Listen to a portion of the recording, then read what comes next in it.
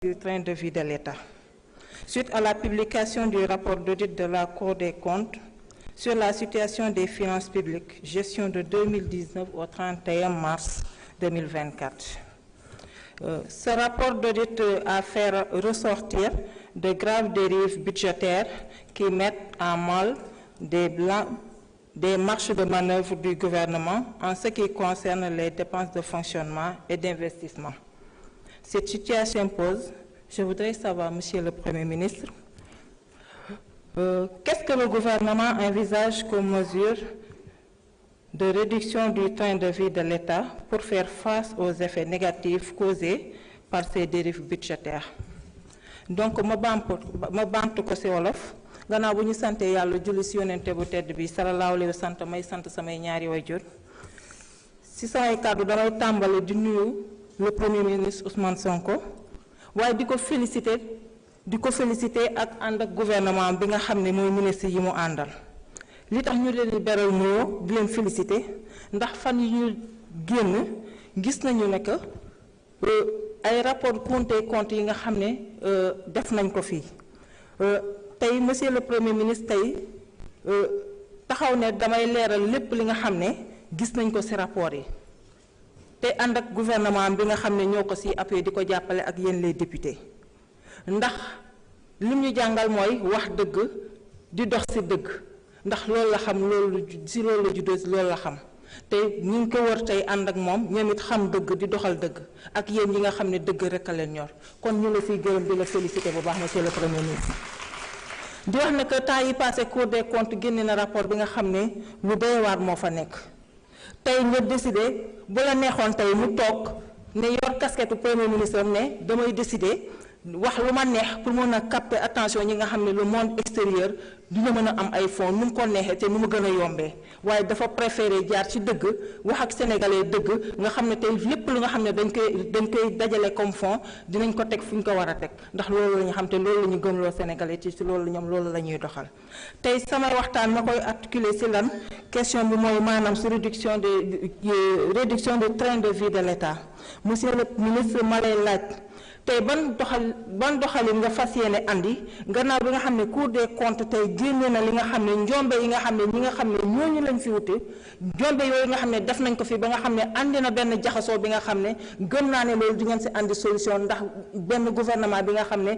ils sont capables de faire du n'importe quoi pour tey sénégalais nekk dans de bonnes conditions de vie donc di la laaj yan coppite nga fas yéene andi bi nga xam ne di ngeen andi réduire train de vie de l'État pour que sénégalais mën a gis seen bopp ci réew mi jëraleen.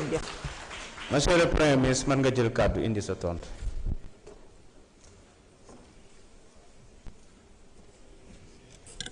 Merci honorable député ci opportunité bi ñu jox pour ñu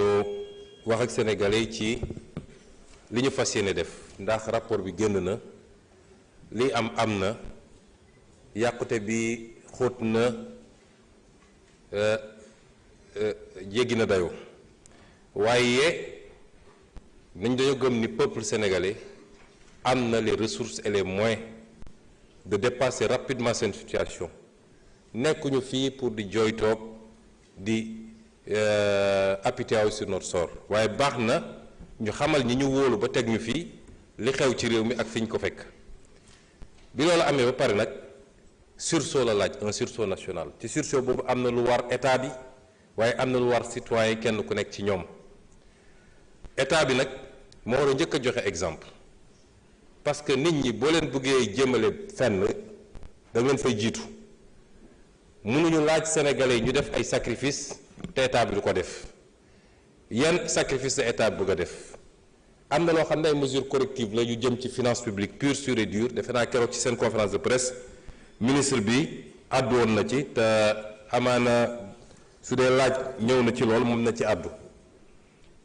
mënoon naa ko faram-fàccewaat ci ay mesures yu gàtt waaye comme temps bi léeg-léeg daf ñuy xaw a manqué ma jëm directement ci li nga xam ne mooy les mesures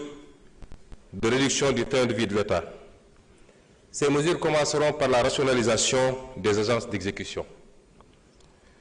Des manquements graves ont été relevés dans la gouvernance économique et sociale de ces entités, marquées entre autres par une inflation des agences yi bëri na demoon nañu ba réew mi da ngay dagg agence pour placer benn client politique benn responsable politique sans que mu répondre ci benn cohérence d'ensemble ñu ne bu njëkk bi mooy il faut que ñu nationaliser agence yooyu nga xam ne non seulement inflation am na mais bor gu bëri léegi day am ci agence yooyu boole koog li ñuy wax ni yëpp li ko andi mooy agence yi dafa voulu vivre au-dessus de ses moyens li ko andi mooy yàkkamti ak nekk dans la course électorale du prochain mandat dinaa ci dellu si waat yooyu yëpp nag nga boole koog gestion boo xam ne c'est une gestion inefficiente et enfin ay choix d'investissement yoo xam ne yu douteux la yoo xam ne opportunité bi doy établir ñu ko te résultat ñu ci doon xaar amul à ce titre au plus tard à fin juin 2025 les agences d'exécution et de structures administratives similaires ou assimilées dont les missions se chevauchent seront regroupées et d'autres dont les missions peuvent être efficacement prises en charge par des directions centrales ou d'autres administrations non personnalisées de l'État seront supprimées. Des mesures d'accompagnement seront mises en œuvre pour préserver les intérêts des travailleurs. À titre indicatif, je peux mentionner déjà la fusion du Fonds d'impulsion de la microfinance, du Fonds national de la microfinance et du Fonds d'appui à l'économie sociale et solidaire. Ces trois fonds qui répondent à la même vocation. La fusion du Fonds d'appui à l'investissement des Sénégalais de l'extérieur et du Fonds des crédits femmes diaspora. La fusion de l'Agence nationale pour les énergies renouvelables et de l'Agence pour l'économie et la maîtrise de l'énergie. La fusion de l'Office national de formation professionnelle et du Centre national de qualification professionnelle. La fusion du Fonds d'appui à la promotion de la petite et moyenne industrie, du Fonds des petites et moyennes entreprises et de l'Agence de développement et d'encadrement des PME à des PME. La fusion de l'Agence sénégalaise de promotion touristique et de la Société d'aménagement et de promotion des côtes et zones côtières, SAPCO. Le regroupement du Fonds de crédit pour les femmes et du Fonds national de l'entrepreneuriat féminin.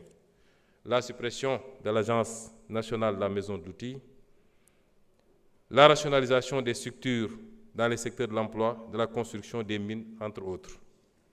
Le même exercice de rationalisation, ce n'est pas une liste exhaustive. Et le même exercice de rationalisation sera opéré au niveau des services centraux de l'État pour mieux optimiser l'organisation de l'administration. Les modalités d'intervention dans les collectivités territoriales par le PUMA, le PUDC et le Promoville seront harmonisées pour mieux rationaliser les crédits qui leur sont alloués. Pour la rationalisation des dépenses de personnel, dans le cadre de la rationalisation des dépenses personnelles, il sera procédé d'ici à la fin du mois d'avril 2025 à un audit de l'effectif réel dans la fonction publique, à l'identification des agents et leur catégorisation par hiérarchie, ainsi qu'à une application rigoureuse des taux des éléments variables tels que les heures supplémentaires, les primes et les primes de rendement. Il sera mis en place, avant la fin du mois de juin 2025, une interface entre les applications de la solde et des 6 budgets afin d'avoir une situation exhaustive des dépenses de personnel et des états d'exécution à temps réel pour faciliter la reddition des comptes. Dans le cadre de l'effort national, un rebasing salarial sera opéré en vue de rendre plus équitables les niveaux de revenus entre les corps pour les classifications similaires. Les mesures idoines seront également prises pour dénicher et mettre un terme au cumul. Cumul du bénéfice de l'indemnité de logement avec la jouissance d'un logement administratif, cumul de fonctions.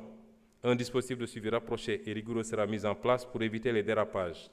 Dans le même ordre d'idée, il sera procédé à l'analyse au plus tard à fin mars 2025 des mises à disposition, des détachements et autres modalités qui permettent à des salariés de la fonction publique de signer des contrats dans des projets d'investissement exécutés par l'État. En dehors des secteurs de la santé, de l'éducation, de la défense, de la sécurité et des quotas entérinés dans les écoles de formation, tout autre recrutement devra procéder d'un ajustement interne qui n'affecte pas la masse salariale.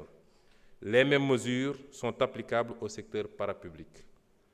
Les dispositions réglementaires seront prises afin que le secteur parapublic puisse soumettre systématiquement les plans de recrutement et les niveaux de rémunération à l'autorisation du Premier ministre après validation par les tutelles techniques et financières. Au titre des dépenses de fonctionnement de l'État, l'accent sera mis sur la centralisation de certains achats de l'État. Elle concernera notamment les véhicules administratifs et le carburant. les titres de transport, le mobilier et matériel de bureau, le matériel informatique, les logiciels, les frais de publicité, les médicaments et produits pharmaceutiques. S'agissant spécifiquement des véhicules administratifs, le gouvernement va abaisser le standing des nouvelles acquisitions de véhicules en procédant à l'acquisition de véhicules en berline de moyenne gamme. Soumettre toute nouvelle acquisition de véhicules à une commission restructurée chargée des véhicules administratifs. Geler les acquisitions de véhicules par le mécanisme dit de car-plan en attendant de mieux encadrer cette pratique. Fixer à chaque administration une dotation budgétaire rationalisée de maintenance des véhicules. Merci beaucoup.